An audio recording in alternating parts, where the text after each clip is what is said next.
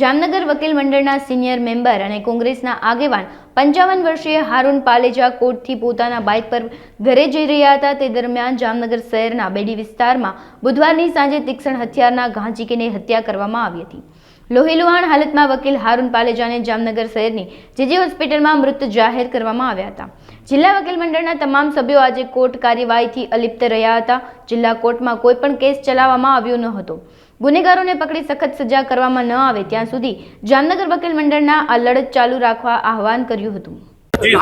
मनोज अनरकत member bar council of Gujarat गई काले जामनगरना सीनियर एडवोकेट हारून पलेजानी घातकी हत्या करवामां आवेल छे। आज एना विरोधमां अमे वकीलो कोर्टना कामगीरीथी अलिप्त रह्या छीए। भविष्यमां वकीलो उपर आवा हुमला न थाय ए माटे जामनगर वकील मंडळनी मीटिंग काले अमारा प्रमुख भरतभाई सुवाना नेजा हेठळ मळशे अने योग्य ठराव करी अने कार्यवाही करशे।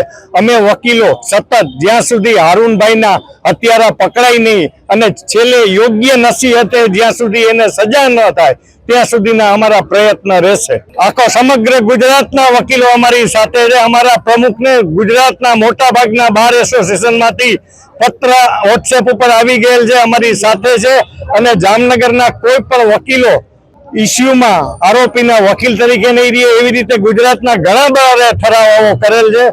1.5 લાખ ગુજરાતના વકીલ એ અમારું કુટુંબ છે અને અમારી સાથે રહેશે।